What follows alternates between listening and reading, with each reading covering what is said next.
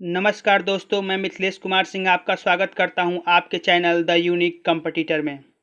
दोस्तों, आज हम लेकर आ गए हैं आपके लिए भारत के भूगोल से हमेशा आने वाले प्रश्न के एपिसोड 2 के साथ। तो चलते हैं दोस्तों आज के अपने पहले क्वेश्चन की ओर। आज का हमारा पहला क्वेश्चन है, भारत विस्तृत है।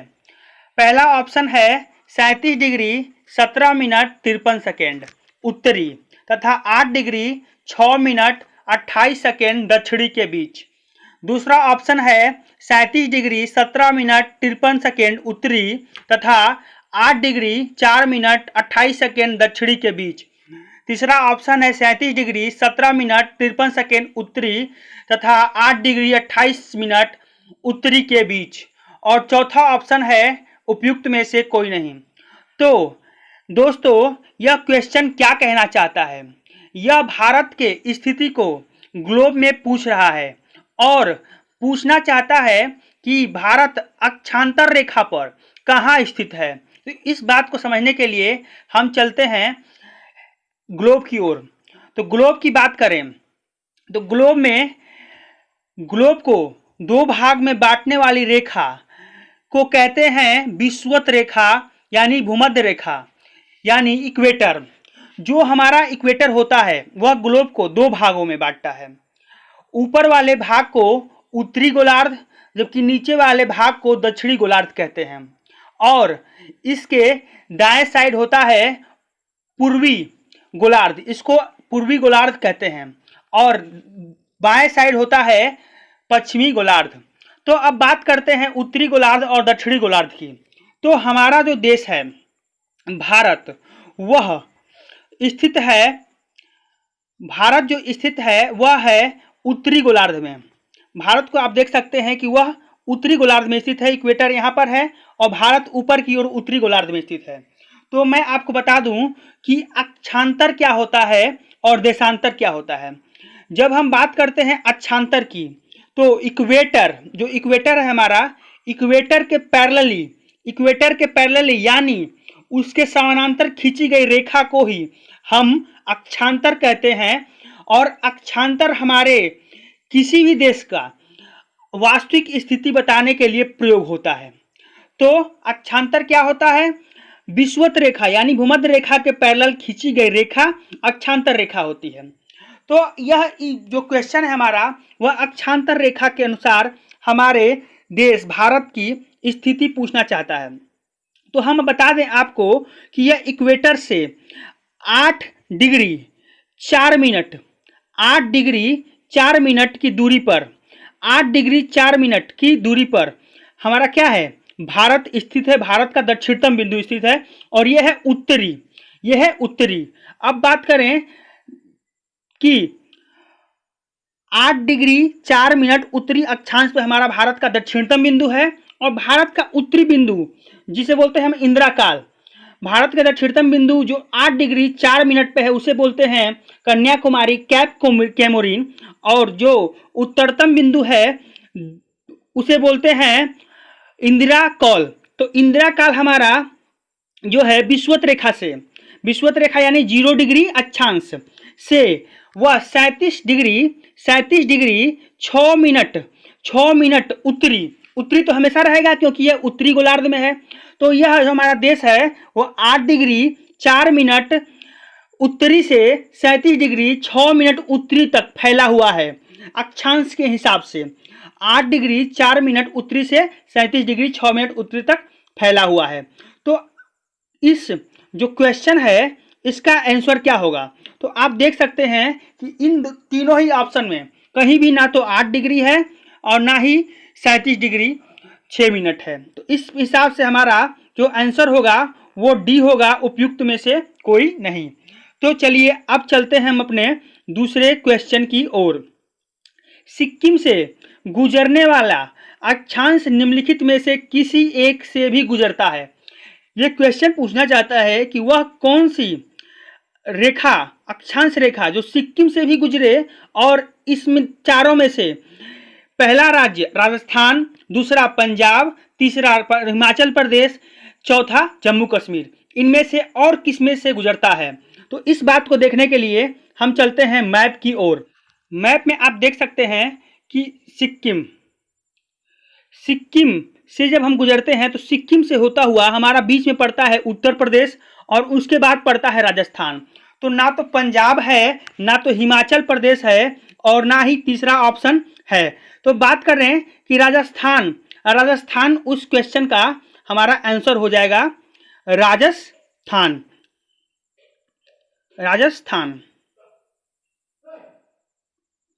तो चलते हैं आज के अपने तीसरे क्वेश्चन की ओर। तीसरा क्वेश्चन है, जिस जिले से 70 डिग्री पूर्वी देशांतर रेखा गुजरती है वह है। तो देखिए यहाँ बात कर रहा है देशांतर रेखा की। तो पहले हमको समझना पड़ेगा कि देशांतर रेखा है क्या। तो बात करें हम जब देशांतर रेखा की, तो 90 डिग्री उत्तरी ध्रुव और 90 डिग्री दक्षिण ध्रुव को मिलाने वाली रेखा को प्रधान यामोत्तर रेखा यानी ग्रीनविच मीन टाइम कहते हैं, ग्रीनविच मीन टाइम जोन कहते हैं। तो ये मिलाने वाली रेखा हमारी ग्रीनविच शहर, लंदन के पास ग्रीनविच शहर से गुजरती है, इसलिए ग्रीनविच मीन टाइम। तो इस ग्रीनविच मीन टाइम के पैरेलली दोनों ध्रुवों उत्तरी ध्रुव और दक्षिण ध्रुव को मिलाने वाली रेखाएं क्या कहलाती है? देशांतर रेखाएं कहलाती हैं। ये देशांतर रेखाएं कभी भी पैरेलल रेखाएं नहीं होती हैं, और जो हमारा अक्षांतर रेखाएं होती है वह पैरेलल रेखाएं होती है। दोनों में अंतर होता है, इस अंतर को समझना पड़ेगा कि अक्षांतर रेखाएं हमारी पैरेलल रेखाएं हैं जो कि हमेशा विषुवत रेखा के पैरेलल खींची जाती है, यानी इक्वेटर के पैरेलल खींची जाती है, और हमारा जो लैटिट्यूड होता है, देशांतर होता है, वो कभी पैरेलल नहीं होता है। और जैसे जैसे हम पोल से दूर जाते हैं वैसे वैसे इन दो देशांतरों के बीच की दूरी बढ़ती जाती है। तो हमारा क्वेश्चन क्या था? क्वेश्चन था कि जिस जिले से 70 डिग्री पूर्वी देशांतर रेखा गुजरती है वह है। तो हम आपको बता दें कि हमारा जो भारत है वह 68 डिग्री भारत जो है 68 डिग्री 7 मिनट और 97 डिग्री 25 मिनट देशांतर में फैला हुआ है, और यह देशांतर हमें समय निर्धारण में सहायता करता है। हम जैसे जैसे पूरब की ओर 1 डिग्री बढ़ते हैं तो हमारा 4 मिनट का समय बढ़ता है, और पश्चिम की ओर जाते हैं तो 4 मिनट का समय घटता है। तो इस प्रकार से हमारा इस क्वेश्चन का आंसर होगा राजस्थान का जैसलमेर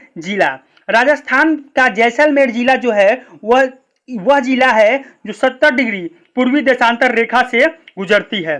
तो अब चलते हैं अपने चौथे क्वेश्चन की ओर।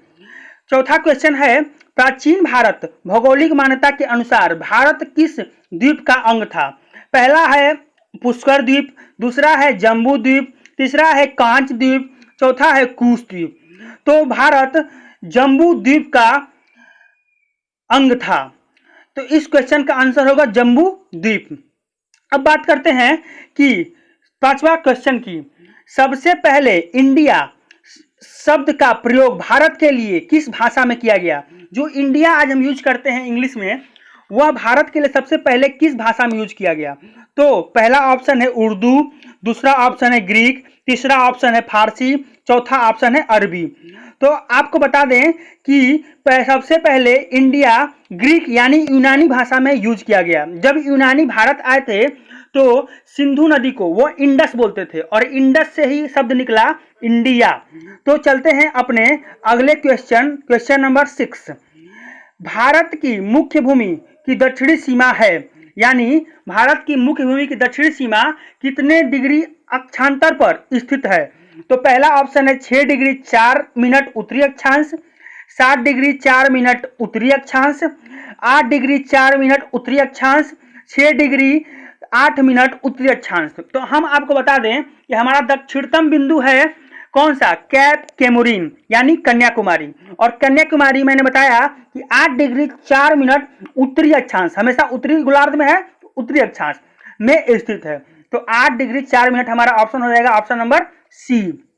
अब बात करते हैं अपने 7वें क्वेश्चन की।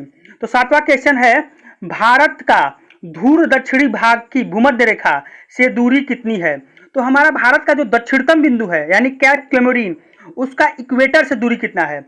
तो आपको बता दें इसका आंसर होगा 876 किलोमीटर। यानी हमारा जो कैप कैमोरीन है वह हमारे भूमध्य रेखा से, हमारे पृथ्वी के भूमध्य रेखा से कितने दूरी पर है, 876 किमी। मतलब कि यह जो हमारा दक्षिणतम बिंदु है यह इक्वेटर से इसकी दूरी की बात करें तो इसकी दूरी की बात करें तो 876 किमी इसकी दूरी है। तो इस हिसाब से हमारा आंसर हो जाएगा 876 किलोमीटर। अब बात करते हैं अपने अगले क्वेश्चन नंबर 8 की।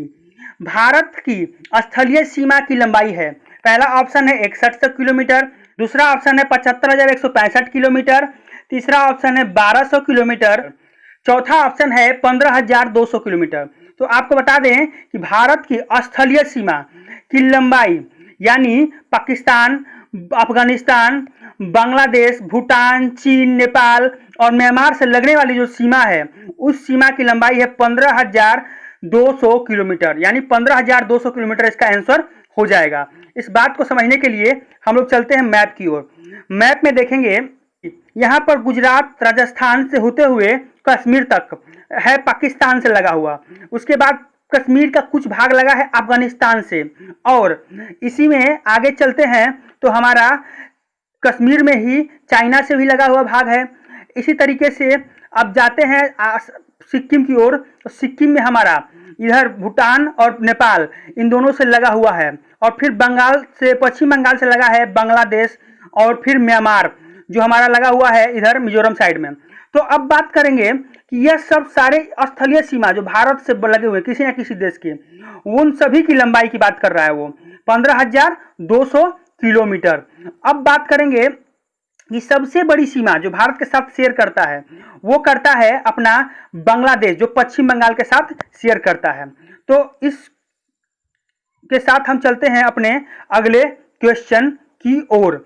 तो अगला क्वेश्चन है, भारत के तट रेखा की कुल लंबाई है, पहला ऑप्शन है 6100 किलोमीटर, दूसरा ऑप्शन है 6200 किलोमीटर, तीसरा ऑप्शन है 6175 किलोमीटर, चौथा ऑप्शन है 6500 किलोमीटर। तो बता दें कि भारत के तट रेखा यानी कि तटीय क्षेत्रों की कुल लंबाई है 6100 किलोमीटर। तो इस बात को समझने के लिए चलते हैं अपने मैप की ओर। तो मैप में देखते हैं तो हमारा जो समुद्र शुरू होता है वो शुरू होता है गुजरात से, और गुजरात से होते हुए महाराष्ट्र, महाराष्ट्र से होते हुए कर्नाटका, केरला, फिर तमिलनाडु, आंध्र प्रदेश, ओडिशा और वेस्ट बंगाल, ये सारे 9 जो राज्य हैं वह तटीय प्रदेश बनाते हैं, यानी समुद्रों से घिरे हुए हैं। इन्हें प्रायद्वीपीय प्रदेश भी कहते हैं। तो ये पूरे प्रायद्वीपीय प्रदेश की लंबाई की बात करें, तटीय क्षेत्र की, तटीय रेखा की, तटीय तट की बात करें, तट जो लगा हुआ है समुद्रों का, उसकी लंबाई है 6100 किलोमीटर। तो चलते हैं अपने अगले और अंतिम क्वेश्चन की ओर, या क्वेश्चन नंबर 10। तो क्वेश्चन नंबर 10 है, भारत के कितने राज्य समुद्र तट रेखा में हैं। पहला ऑप्शन है 7, दूसरा ऑप्शन है 8, तीसरा ऑप्शन है 9, चौथा ऑप्शन है 10। तो कौन कौन से राज्य हैं? गुजरात, महाराष्ट्र, गोवा, कर्नाटका, केरला, तमिलनाडु, आंध्र प्रदेश, ओडिशा और वेस्ट बंगाल। ये सभी के सभी 9 राज्य हमारे समुद्री तट को बनाते हैं, यानी समुद्री रेखा को तैयार करते हैं। तो इसके हिसाब से हमारे इस क्वेश्चन का आंसर हो जाएगा 9 राज्य। हमारे 9 राज्य जो हैं वो भारत के तटीय क्षेत्र को बनाते हैं, तटीय हैं, मतलब कि समुद्र तट रेखा में हैं। तो आज का यह सेशन कैसा लगा आपको जरूर कमेंट करें, और इस सेशन को लाइक करें, शेयर करें, और यदि आप इस चैनल पर नए हैं सब्सक्राइब अवश्य करें और बेल आइकन बजाएं, जिससे कि आपको नोटिफिकेशन हमेशा मिलता रहे। धन्यवाद।